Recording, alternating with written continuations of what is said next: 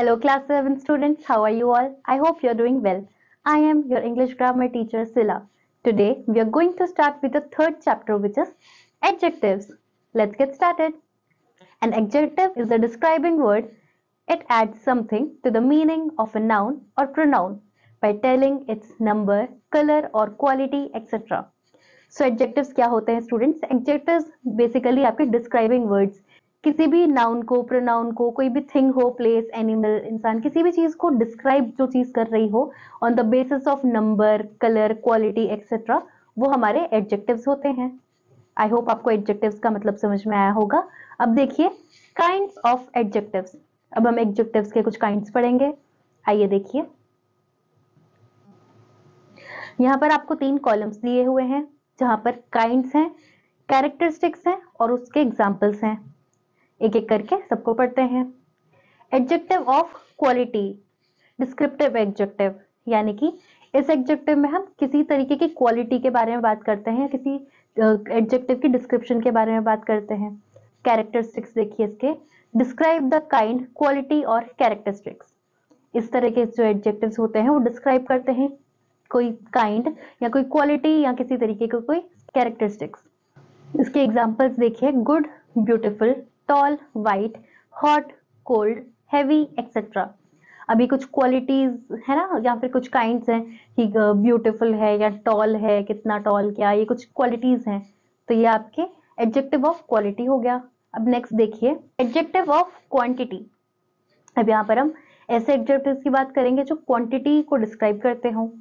अब देखिए यहाँ पर describes quantity, answer the question how much. तो इस तरीके के जो एडजेक्टिव्स होते हैं वो किसी क्वांटिटी को डिस्क्राइब करते हैं और मोस्टली हाउ मच जो एक क्वेश्चन होता है उसका जवाब होते हैं. इसके एग्जांपल्स देखिए, some, much, all, enough, half, little etcetera. अब नेक्स्ट देखिए, adjective of number, numeral adjectives. तो यहाँ पर हमें ऐसे एडजेक्टिव्स की बात कर रहे हैं हम जो नंबर्स में डिस्क्राइब करते हैं कि एग्जैक्ट नंबर, कि कितना किसी चीज की कोई क्वांटिटी या कितना अमाउंट है. Indicate number and the order of things, persons, answers, how many. तो इस तरीके के जो एडजेक्टिव्स होते हैं वो या तो हमें पर्टिकुलर एक नंबर दे रहे होते हैं या किसी तरीके का कोई ऑर्डर बता रहे होते हैं और ये आंसर करते हैं हाउ मेनी इस क्वेश्चन को. इसके एग्जांपल्स देखिए, 1, 2, many, few, first, second, last, etc. हम ऑर्डर देते हैं ना, फर्स्ट रैंक, सेकंड रैंक, तो ये एक रैंक वाइज एक ऑर्डर भी देते हैं, साथ ही में हम एक पर्टिकुलर नंबर भी डिस्क्राइब करते हैं. अब नेक्स्ट देखिए, demonstrative objectives, indicates which person thing is referred to. Demonstrative adjectives हमें डिमॉन्स्ट्रेट यानी कि इंडिकेट कर रहे होते हैं किसी पर्सन या थिंग के लिए जिसको हम रेफर कर रहे होते हैं. Examples, this, that, these, those, सच.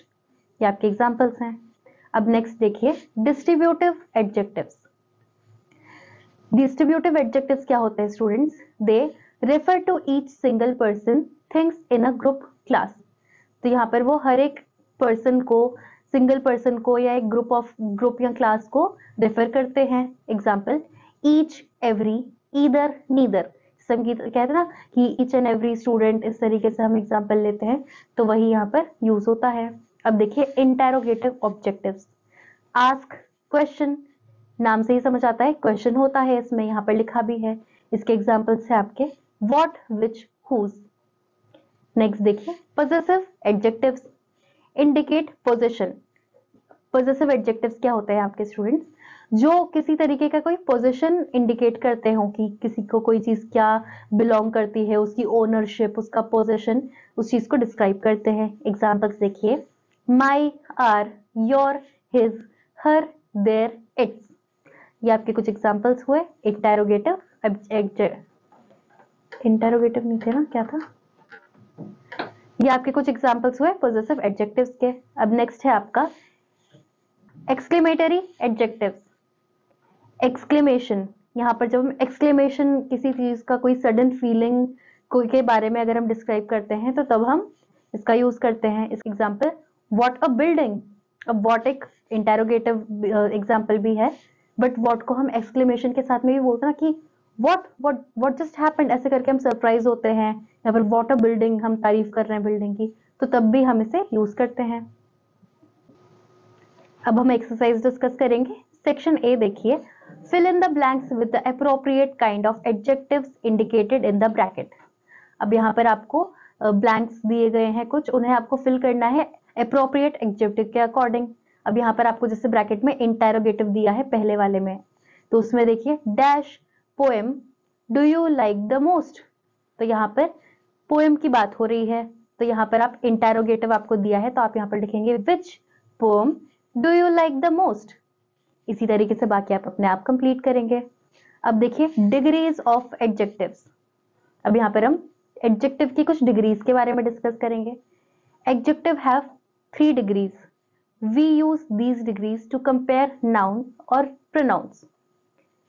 कुछ पॉइंट्स देखिए, no comparison is made in the positive degree.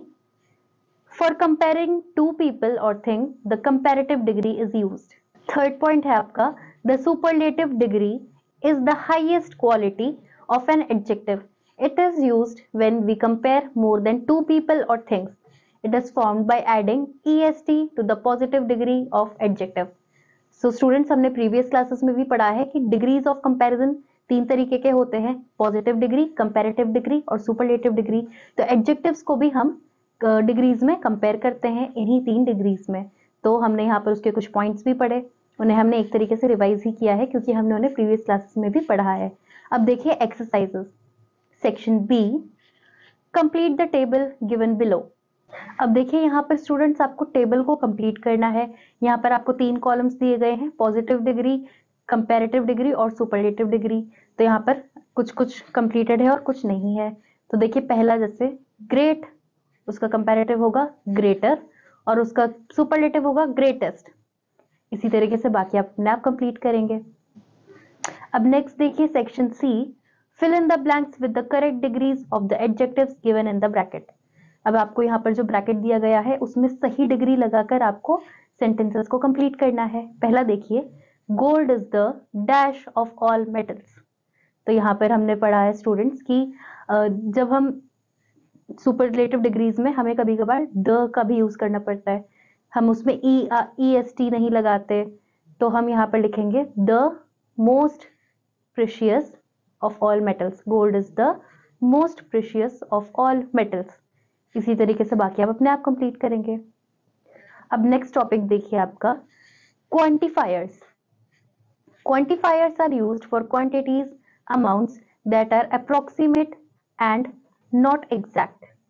So quantifiers क्या होते हैं स्टूडेंट्स, वो हम तब यूज करते हैं जब हमें कुछ क्वांटिटी या कुछ अमाउंट के बारे में हम बात करते हैं जो अप्रोक्सीमेटली, यानी कि लगभग, जिसे हम कहते हैं ना कि एग्जैक्टली हमें नहीं पता लेकिन कितना है, लेकिन एक अप्रोक्सीमेट हम अंदाजा लगा लेते हैं कि इतना, उसको हम क्वांटिफायर्स कहते हैं। For example, I have little money, I have many friends.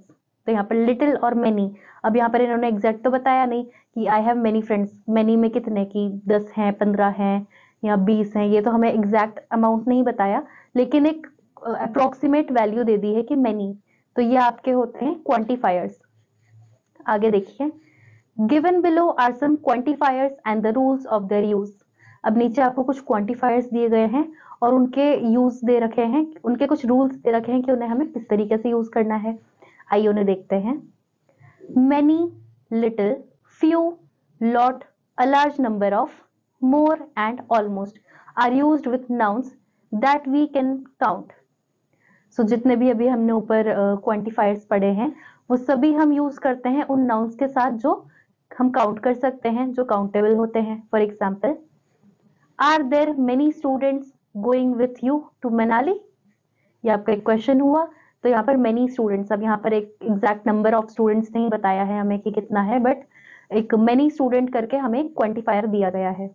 इसी तरीके से आगे देखिए, no there are only a few, ये एक थोड़ी कन्वर्सेशन टाइप आपको दिख रही है, तो वो बोल रहे कि no they are only a few, यानी कि कुछ ही है, ज्यादा नहीं है। Most of the girls in my class are good at English, he hasn't many opportunities, Jatin has a lot of friends. The fruit seller had many apples but few mangoes. She got more marks than her brother. Almost all the horses were stolen. अब second देखिए, a little, plenty of, much, a lot of, some and all are used with nouns that we cannot count. अब ये जो हमने ऊपर quantifiers पढ़े, ये ऐसे नाउन्स हैं जो हम उन नाउन्स के साथ में यूज करते हैं जो अनकाउंटेबल होते हैं, जिन्हें हम काउंट नहीं कर सकते. For example, can I have a little more rice? There is a plenty of sugar in my tea. We don't have much information about him. He wasted a lot of food. We still have some tea left in the pot. All of this land has been sold. तो ये कुछ ऐसे quantifiers थे जो ऐसे nouns के साथ में हम यूज करते हैं जो अनकाउंटेबल हो. अब थर्ड देखिए, some and any are used with both countable and uncountable nouns. some और many, ये जो दो क्वांटिफायर्स हैं, ये ऐसे क्वांटिफायर्स हैं जो हम काउंटेबल और अनकाउंटेबल दोनों तरीके के नाउन्स में हम यूज करते हैं. They indicate a part or quantity of a substance or object. Some is usually used in an affirmative, interrogative or hypothetical sentence. Any is generally used for a negative or interrogative sentence. I will provide you some information next week. There isn't any butter in the fridge. She doesn't want any help. No, I didn't want it anymore. Do you have any friends in Chennai? तो ये आपका यहाँ पर सम और any in दोनों quantifiers थे. कुछ examples हमने देखे. अब फोर्थ पॉइंट देखिए, either and neither are used in case of two countable nouns. Either और नीदर ये दोनों ही क्वांटिफायर्स आपके तब यूज होते हैं जब आप दो काउंटेबल नाउन्स के साथ में उनकी बात कर रहे होते हैं. Example, you may take either slice, they both are of the same size, I like neither of them. तो यहाँ पर आपने ईदर और नीदर का यूज देखा. अब देखिए exercise section D. Complete the sentence given below using the appropriate quantifiers from the help box below. तो यहाँ पर आपको नीचे दिए गए सेंटेंसेस को कंप्लीट करना है. जो आपका हेल्प बॉक्स दिया है उसमें से जो क्वांटिफायर्स है उनको यूज करके. सेंटेंस देखिए, my brother says he has dash good news for me. तो यहाँ पर आप लिखेंगे my brother says he has some good news for me. इसी तरीके से बाकी आप अपने आप कंप्लीट करेंगे. सो आई होप स्टूडेंट्स आपको एडजेक्टिव समझ में आए होंगे. उनके काइंड्स हमने पढ़े हैं, उनके यूजेस हमने पढ़े, उनकी एक्सरसाइज हम लोगों ने डिस्कस की है. बाकी आप अपने आप प्रैक्टिस करेंगे. We'll meet you in the next class. Till then bye students.